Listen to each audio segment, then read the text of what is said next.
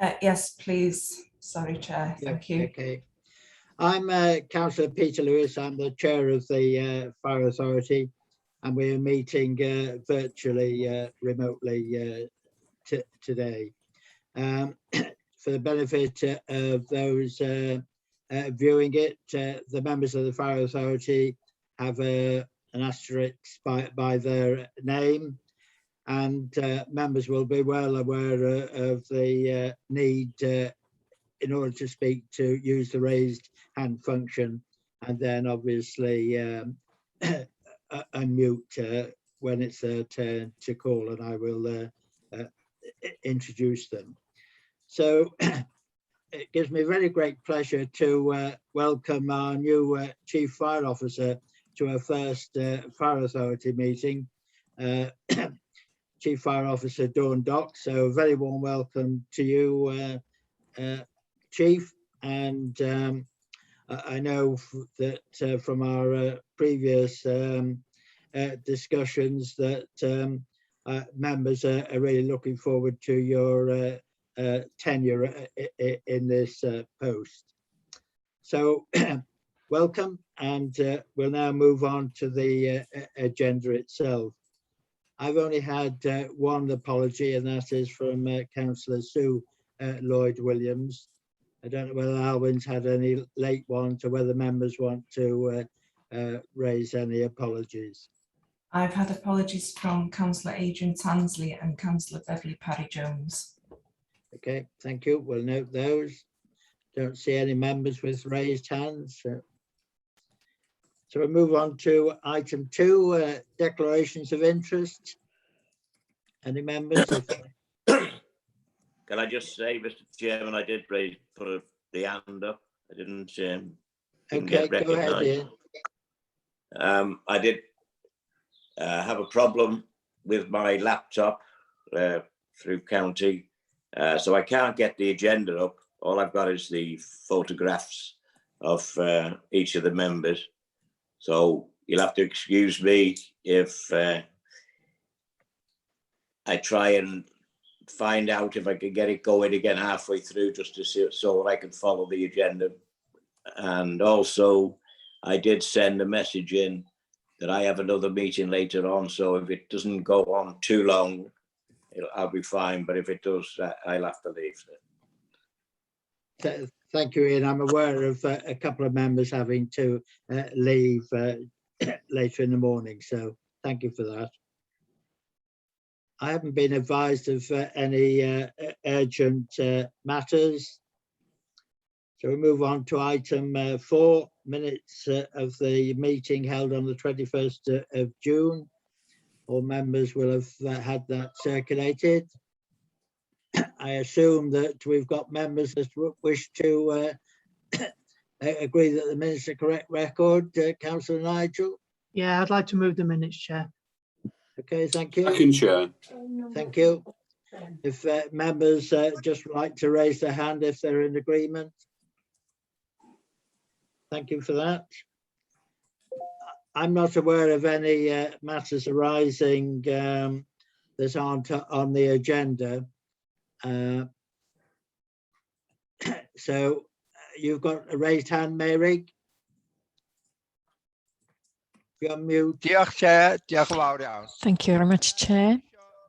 Yes, under 8.3, I would just like to thank the Fire Authority and the fire service.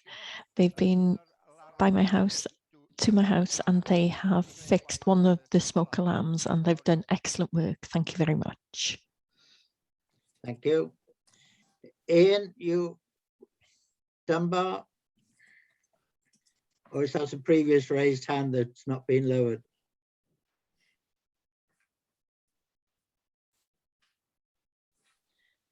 Okay, well, I see no further raised hands. So that takes us to item 6, which is my report as chair. So apart from regular meetings with the Deputy Chair and the Chief Fire Officer, we attended a WLGA meeting with the other 2 fire services last week for a regular discussion on items of mutual interest. And I'm going to highlight 3 items which members I wish to draw to your attention. You'll be aware of the proposed increasing of the firefighter role, and I think it's pleasing to report that there's been positive discussions taking place, particularly about the specification of the role going forward. But inevitably, the question of who pays is still to be resolved. Another area of concern is the emergency services network. And you'll be aware, obviously, from previous reports of the ongoing delay of introducing the new network and the significant additional cost that's bringing with it. Now, whilst Welsh Government have agreed to continue their existing contribution of 1.6 million, the extra cost continues to grow with a shortfall currently of 1 million, and the gap is increasing. And then building fire safety, there's real concern that there aren't any funds into Wales for landlords to assess their buildings. And there's also a fear of different standards cross-border. Thankfully, in North Wales, we only have 6 high-rise buildings. And this issue is going to be progressed by the chief fire officers in a future meeting. I also attended the North Wales Leadership Board meeting last Friday, which highlighted the considerable pressures on social care, both in finance and recruitment. And I've no doubt, councillors, this has been brought to your attention by your respective authorities. And the police particularly raised concern at the attendance of ambulances and regarded the situation as critical at present. You will also have seen that the Welsh Government produced a paper following the election on their programme for government. And the Leadership Board requested that they give a steer on the priorities they're going to give in that paper. So it's a pleasure to attend recently both the Future Leaders Apprenticeship passing out parade at Real Fire Station, and also honouring our staff in an award ceremony at headquarters with presentation of their medals. Having been delayed because of the pandemic, it was very much appreciated by the recipients. So members will be also well aware that this is the last meeting of Colin Everett, our chair, who has been clerk to the authority for considerable time, and he's due to retire shortly. So I, like many chairs and chief fire officers before me, have been very grateful for his wise counsel. And personally, I also wish to express my considerable thanks to you, Colin, for the wise words you've and the discussions what we've had in my period of tenure. So I'm sure members would endorse the fact that you've brought considerable professionalism to the role of clerk. And I think it only remains for me to wish you and Mrs. Everett a long and fruitful retirement, and wish you all the best. So I'm sure members would wish to join me in a silent clap to Colin.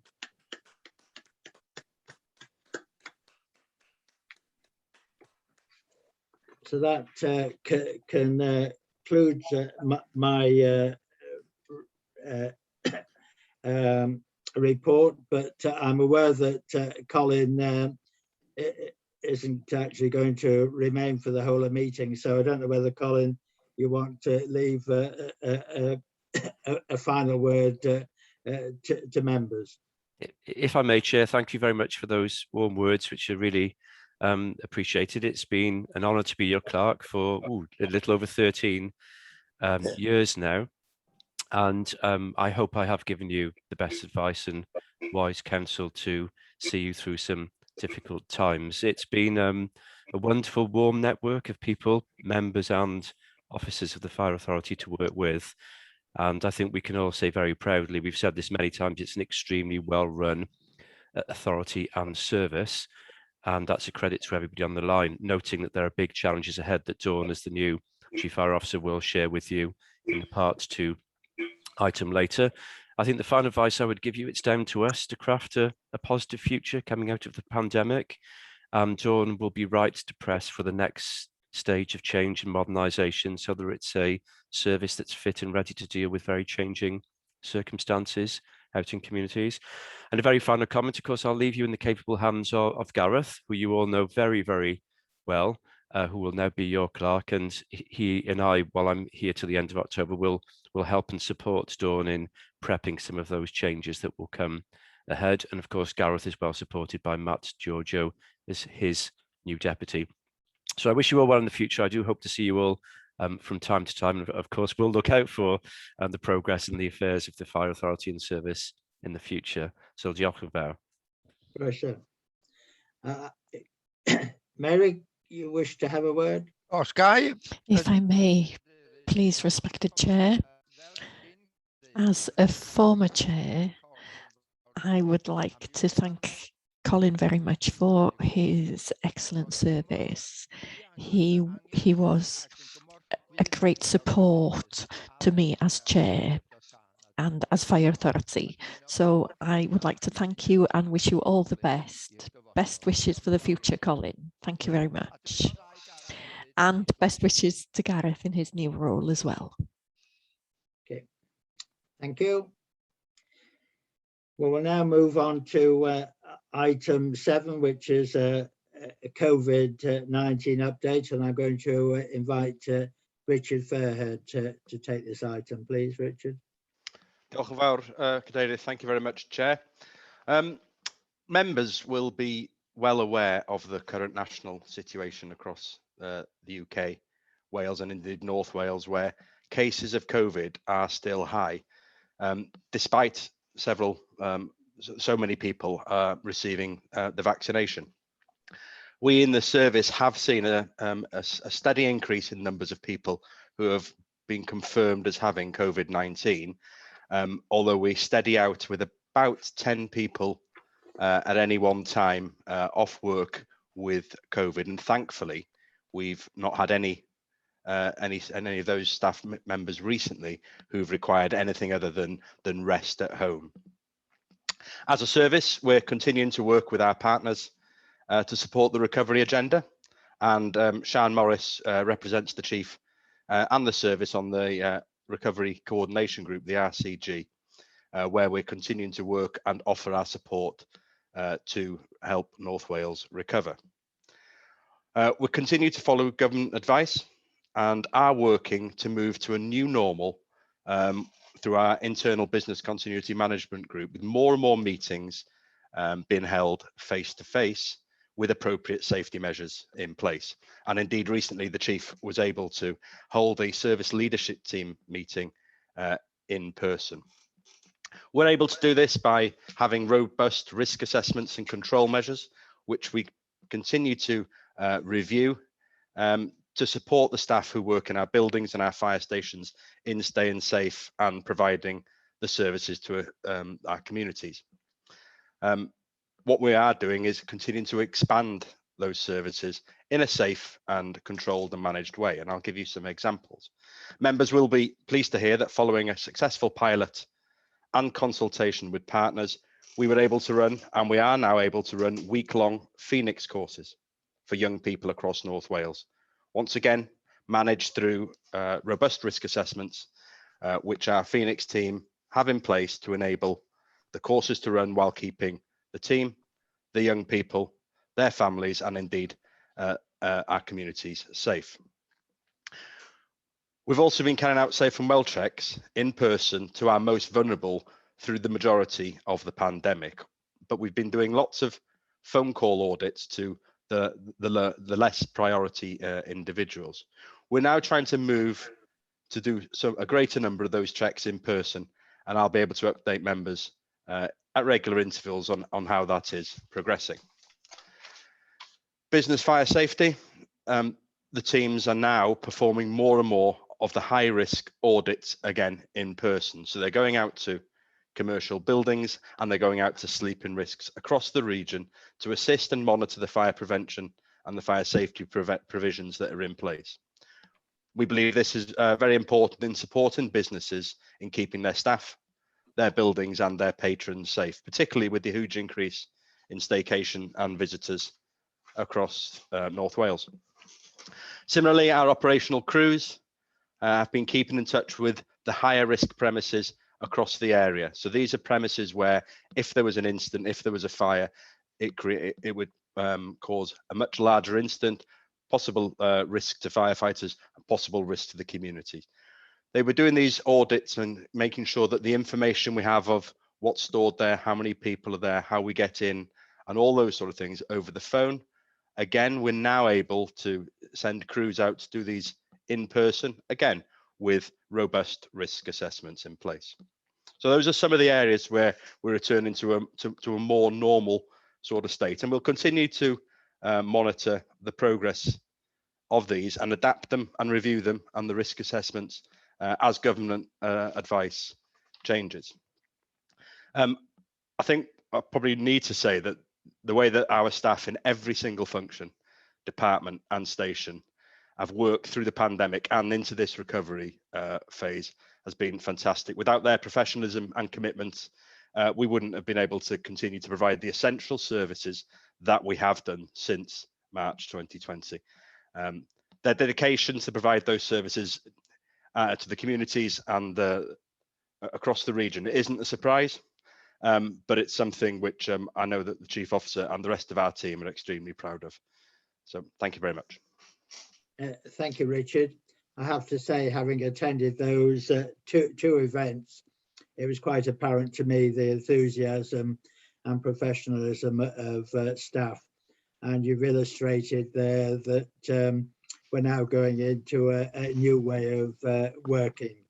And I know, you know, one of the real pluses I found was to be able to have that sort of face-to-face contact, which has been so lacking over the last 18 months. And I'm sure members will be delighted to hear that the Phoenix program has returned, because that is definitely a very much one of our flagships, which you know, does such good work. So thank you for that update. So members, we'll move on to item 8. That's the draft annual performance assessment. And can I invite Sian Morris to present this, please? Diolch Cadeirydd a bore da aelodau. Thank you, Chair, and good morning, members. This report presents the draft self-assessment of the performance and progress of the authority over the past year, to be published on the authority's website before the end of this month. As noted in the executive summary, the general result is that the authority made good progress towards achieving its improvement and well-being long-term objectives. There was also objective gains with regards to the equality objectives, and the service also managed to continue to comply with the Welsh language standards. I won't go into more detail about the statutory requirements and so on, which you can see in paragraphs 6 and 8. I'd just like to draw your attention to the appendix, which is the draft assessment itself. It's a sumptuous document. If we could please look quickly at pages 14 to 51. Don't worry, I'm not going to go through them page by page in great detail. If I can draw your attention, I think it's worthwhile spending a few minutes looking at how the authority performed against all the 7 long-term objectives. I think it's worthwhile looking at those in slightly more detail. Objective 1, as you know, is to do with improving health, safety and well-being of people in North Wales. It focuses mainly, as you would expect, on accidental fires in homes. And you'll remember how difficult it was for us to continue our preventative work and keeping safe visits during the pandemic. However, the service did continue with the preventative work as well as responding to emergencies during the past year. Not only with regards to the core services themselves, but also, for example, worked with other organisations to improve road safety, for example, and to improve well-being more generally, such as through safeguarding and prevention of domestic abuse work. Obviously, during the pandemic, the main attention was keeping the staff safe. That was the main priority, making sure that the staff were safe in order to be able to continue delivering services.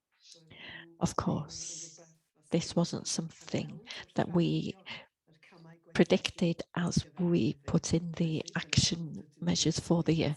So that's why they're not listed there, but that is what happened. Objective 2 is to do with improving community resilience. There's an environmental aspect to our work in this area as we work with partners such as National Resources Wales to reduce the risk of fires in the open air and the outdoors, and to improve our response to storms and flooding. Once again, the service worked with other organisations and communication was key.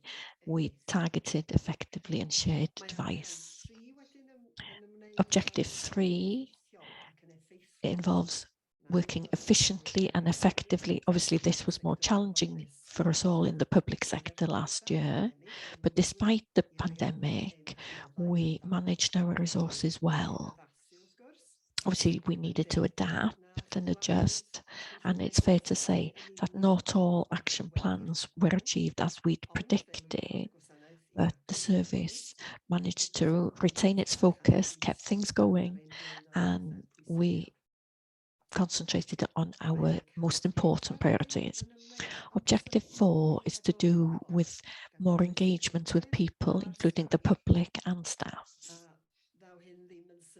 And this will be no surprise to any of you that this was particularly challenging under COVID restrictions, because it meant we couldn't go out and about in the community as usual, but we managed to share key messages and use social media and so on, so that people could continue to receive advice even when we weren't there in the flesh, as it were.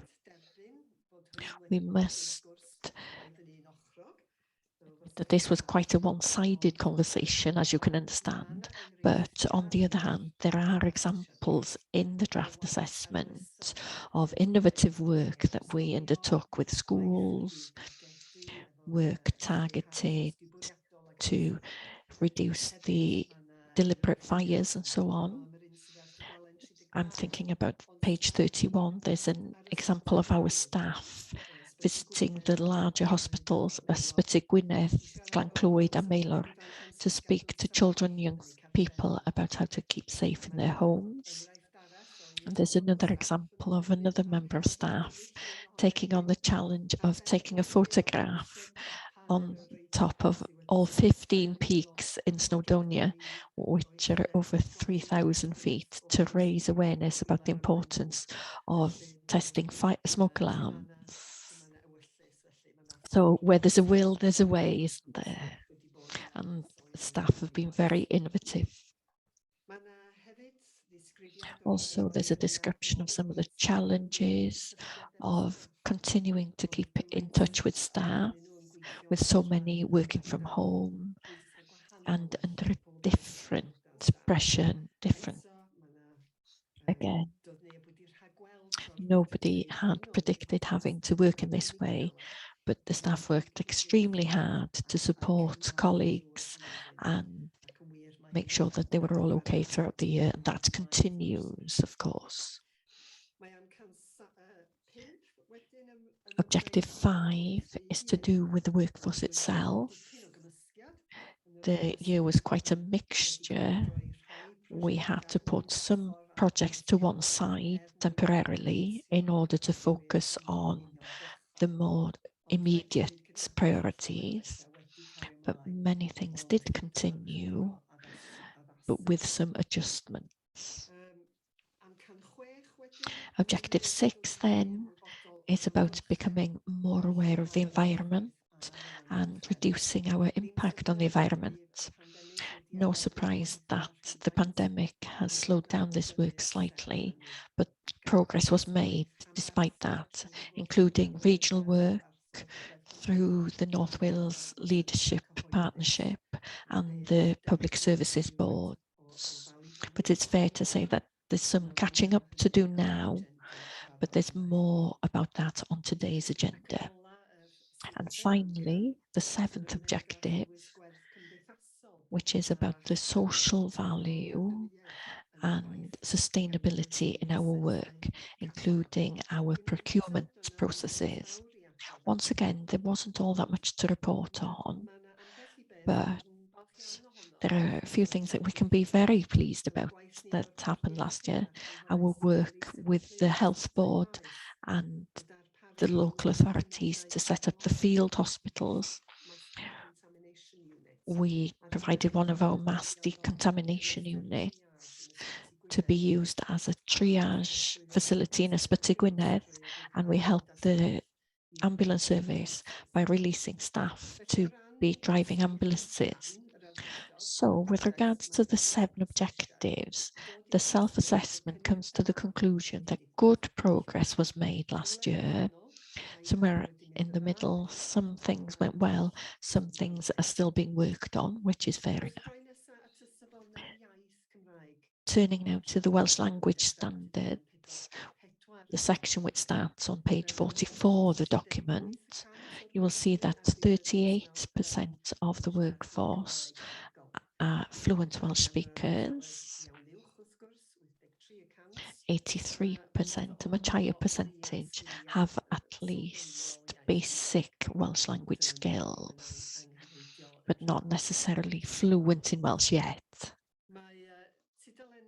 Pages 45 to 47 of the document describe some of the things we achieved to promote the Welsh language despite the pandemic, which included formal things such as training and informal activities such as Welsh Wednesday sessions and the St David's Day quiz for staff.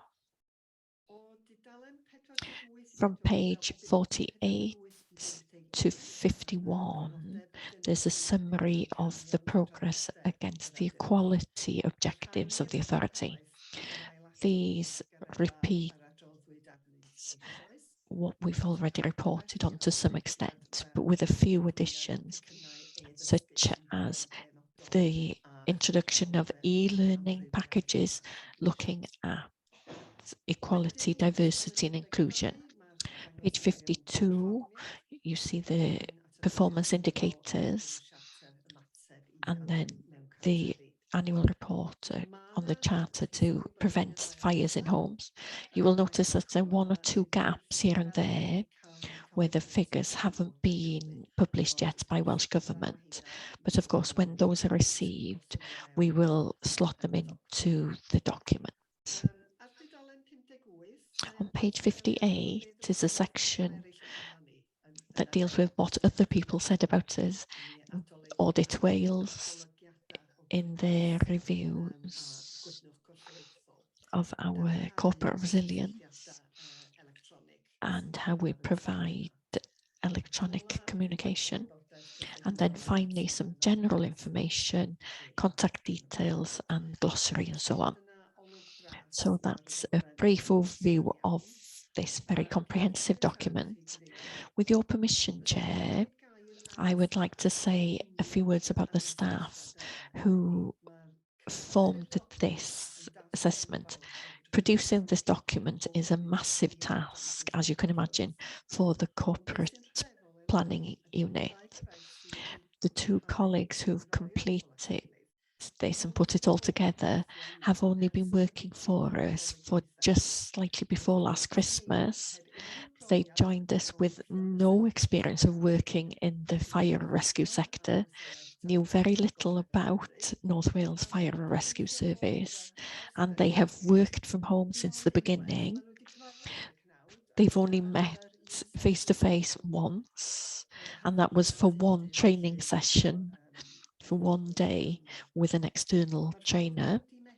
So the fact that they have been able to learn the role remotely and worked as the team to gather all this relevant information electronically and have learned how to handle and analyze the data, gone to meetings through Skype only during this time is quite remarkable, I must say, and that wouldn't have happened if it wasn't for the pandemic. It hasn't been easy, but I'm sure the manager, Pippa Hardwick, is very pleased because she's led them so carefully every step of the way. So I'm sure that you agree that we can be very pleased and proud of what they have produced and unforeseen circumstances that no one would have predicted. So there we are, Chair.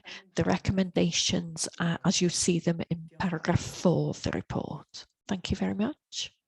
Thank you, Sian, for that presentation and guiding us through it.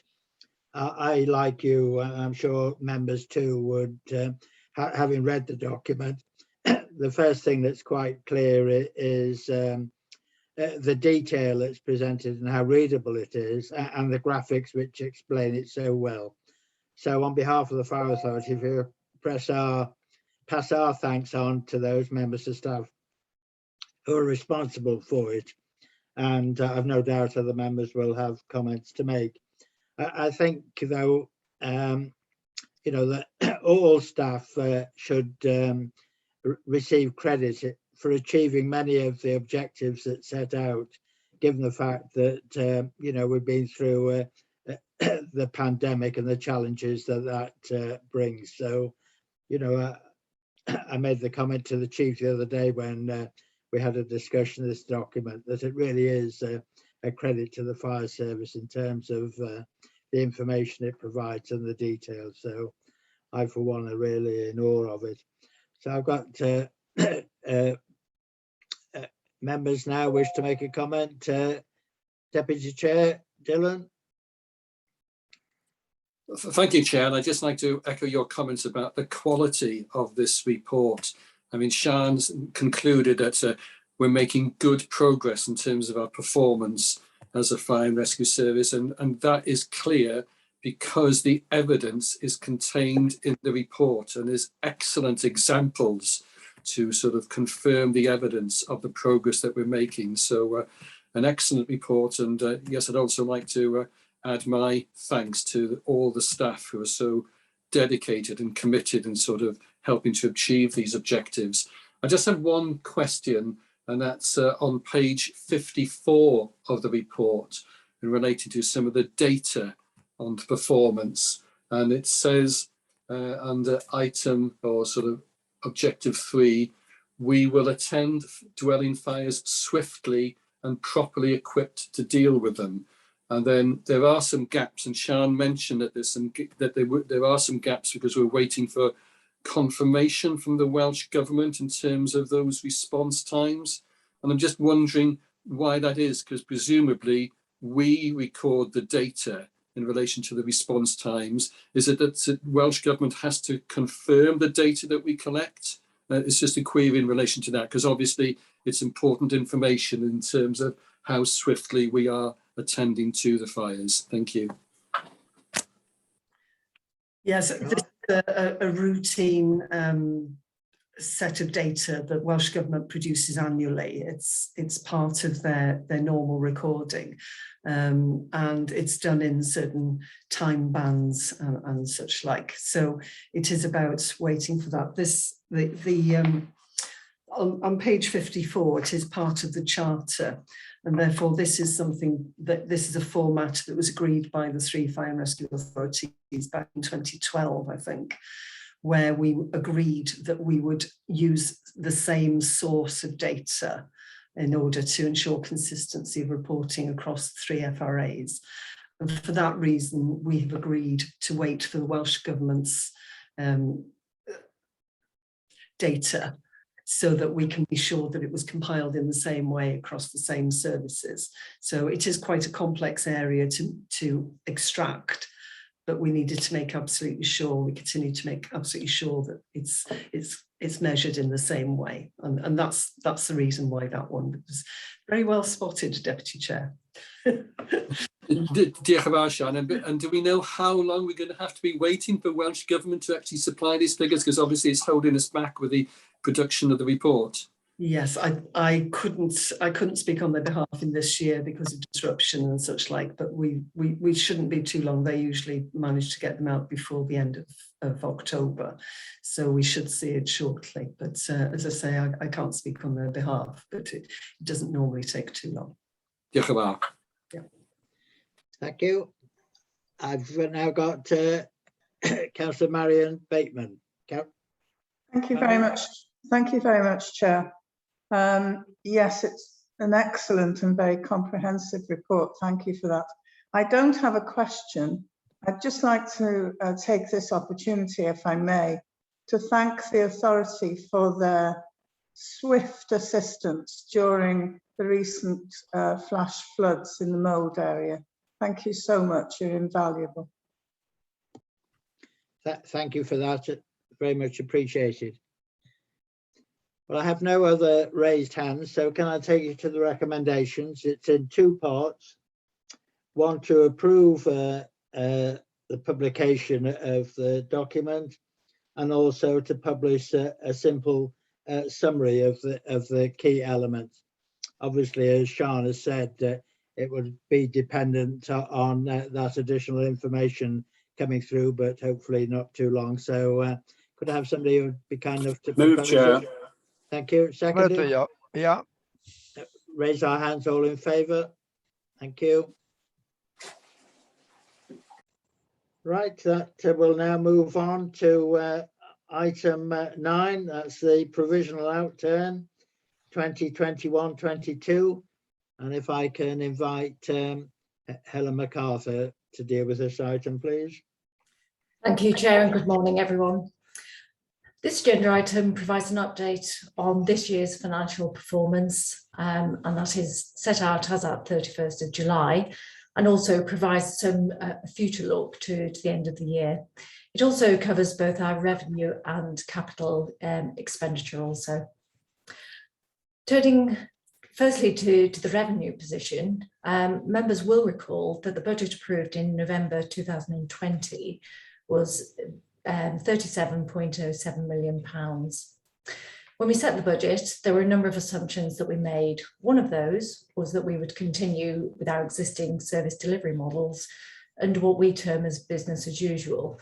And that really was recognising that 2020 had been an exceptional year.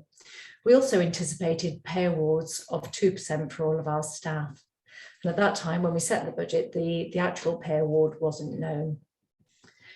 As ACFO Richard Fairhead has just outlined, we have continued to experience significant COVID issues. That's across the public sector. And for us, that's ranged from staff sickness, the need for continued enhanced protective measures for all of our staff and also the communities that we serve, and also changes to the way that we work. Richard outlined a few, but also there are others as well, such as the way that we deliver our training. Last year, we also held a number of significant vacancies. These range from firefighter firefighter apprentices, as well as a number of business critical roles. Sean Morris has just outlined a number of the corporate planning posts that we've been able to recruit to. And it's genuinely pleasing to note that we've been able to progress our recruitment this year. And since April, we've taken on over 18 apprentice firefighters. And Councillor Lewis also confirmed that he'd attended the passing out parades of those. We've also been able to progress with the other posts, and they've included home safety support workers, as well as a number of wider corporate roles. As our staff budget is over 72% of our net expenditure, this is something that we monitor very closely.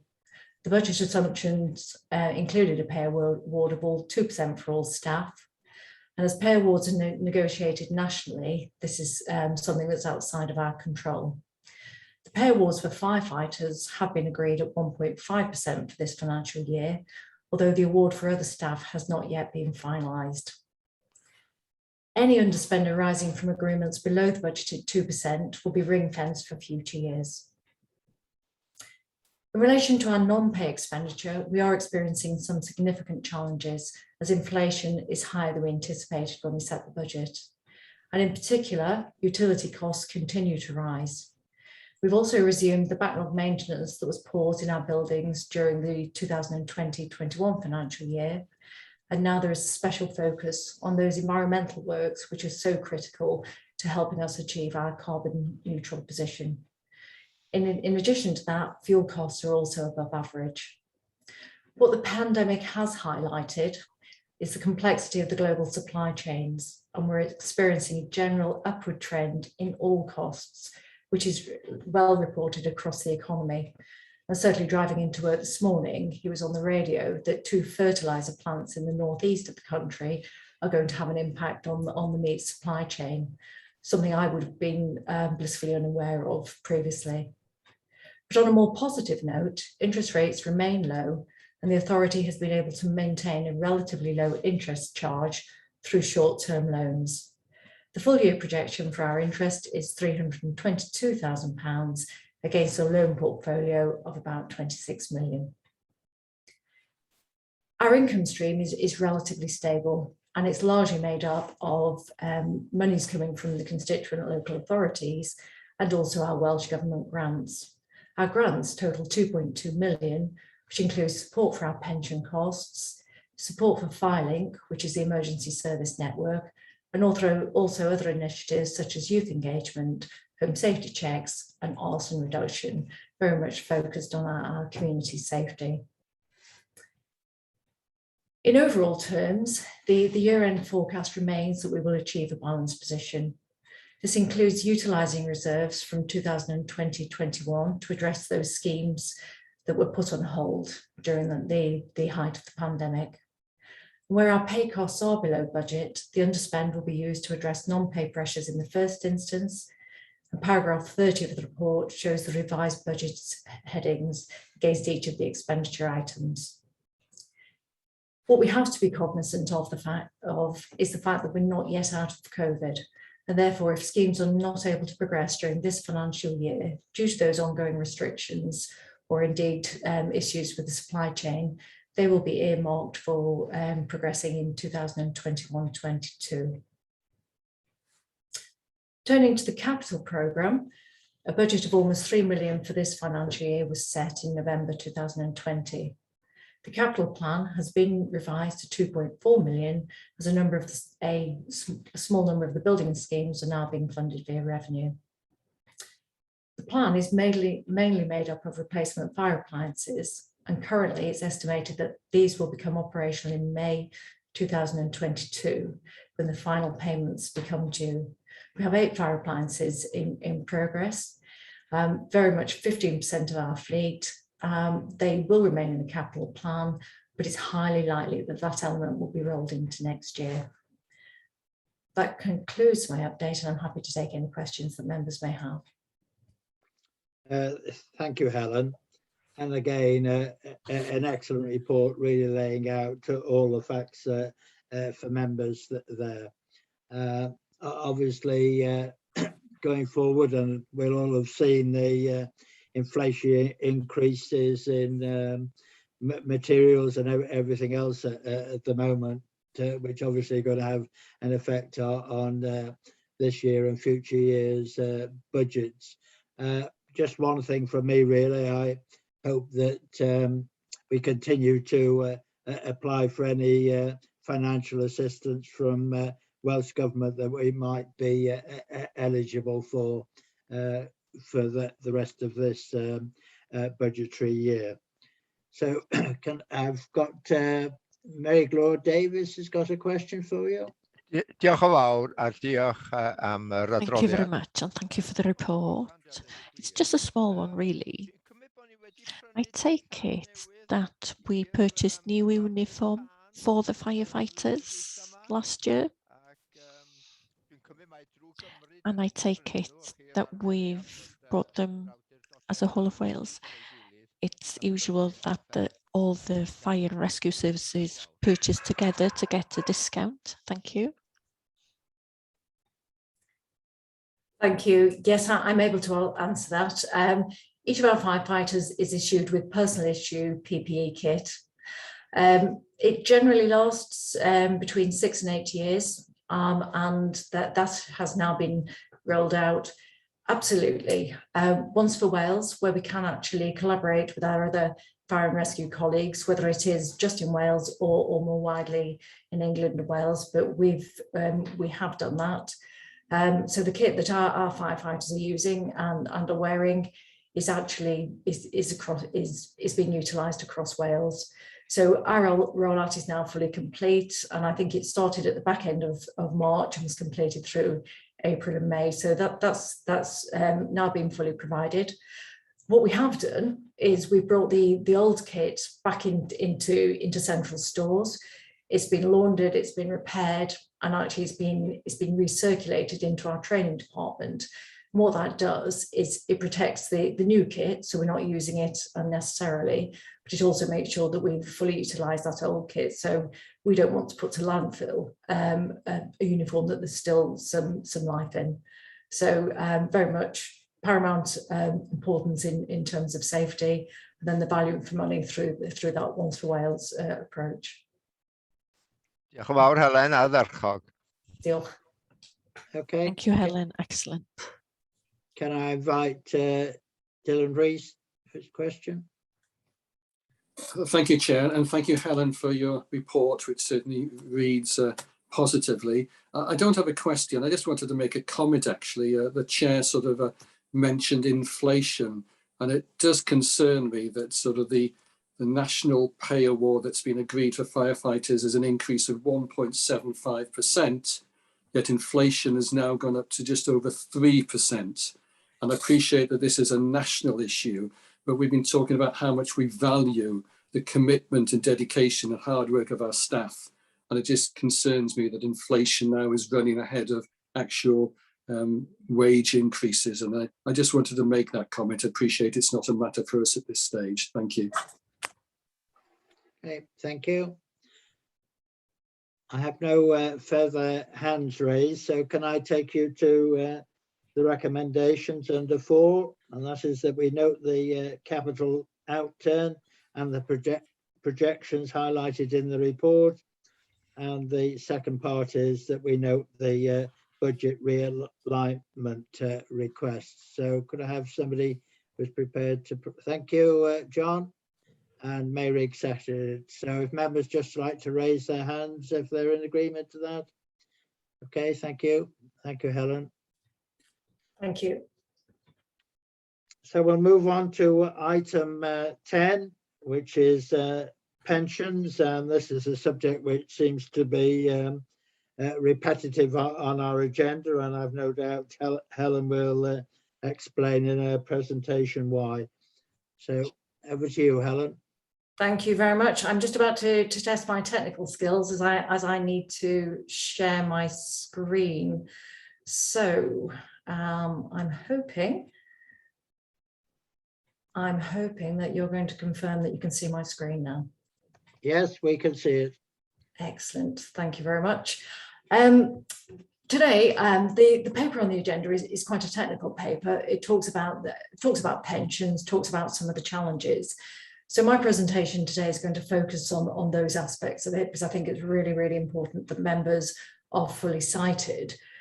But the critical question for me is always about so what? So I'm going to do the technical presentation, and then I'm going to refer to my colleague, ACFO Stuart Millington, who's perhaps going to talk members through the wider aspects of this and the impact that it might have on our staff, not necessarily immediately, but perhaps as we do that forward look.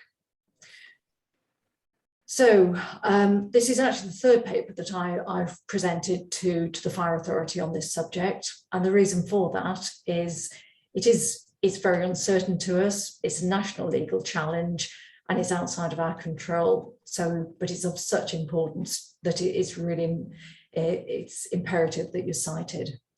So the presentation today, we'll talk a little bit about the background. It'll then talk through what's happening, and then what are we doing about it. So the background is that the Hutton Review, which was undertaken, I think, in about 2012, identified that nationally public sector final salary pensions weren't sustainable. And the reason for that is ultimately that people retire, they live longer, which is a good thing, but it means that the pension that's been built up over their working life isn't sufficient to sustain them through retirement. Because as a consequence of that, we had the Public Service Pensions Act of 2013, which really recommended moving to a career average. With that, the career average was applicable from the 1st of April 2015, which meant that any new starters at that date went straight into that career average. It also made some changes to the retirement age. So as councillors of local authorities, you'll be very familiar with the fact that the retirement age moved from age 60 through to age 67. And for our firefighters, that changed from age 55 through to age 60. And that's quite a fundamental change. So if you've started your career believing that you're going to finish at 55 or 60, to discover that you're actually going to have to work for an extra number of years is something that you need to factor into all of your financial planning. What it did do was provide some protections for eligible staff. For staff, it was that your final salary link was maintained for your pension accrued up to that stage. And also for our firefighters, there's some particular nuances around double accrual in your last years of service, and they were maintained. More widely, across the public sector, there were protections for those people who were closest to retirement. And the rationale at that stage was if you're close to retirement, your ability to change your financial planning was relatively limited. It's well documented that there was a legal challenge to that, and it was brought initially by the FBU, but it was also brought by some judges as well.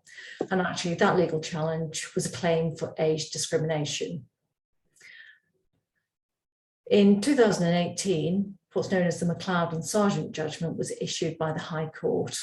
And that said there had been discrimination and it was not justifiable. So subsequently, the UK government said they were satisfied, they accepted that, and that the judgment would be applicable to all public sector schemes. Having identified there's been discrimination, the question then is, what do we do about it? So throughout the summer of last year, the UK government went out to consultation and they really consulted on those proposals for remedy. So we broadly know what those proposals are going to be, but we actually need underpinning legislation to enable you as scheme managers to put those proposals into action, as it were. The primary legislation is the Public Service Pension and Judicial Offices Bill. Now that's had 2 readings in the House of Lords and it's going for royal assent in 2022. And at that stage, we'll then need secondary legislation, which is to update all of the scheme regulations. And so for us in the firefighter scheme in Wales, it's going to be the Welsh government. The work is running in parallel because they're already cited on the key aspects of it. An overview of what the remedy will look like is that to be eligible for remedy, you have to have been a member of the firefighters pension scheme on the 31st of March 2012.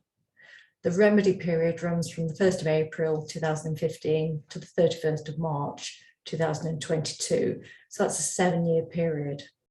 And what the remedy is that if you're an eligible member with pensionable pay in the remedy period, you will be returned back into your legacy scheme for the period of remedy. And most importantly, from the 1st of April, all staff will move into the career average scheme. What the government recognises is that actually the final salary scheme isn't necessarily the best scheme for everybody.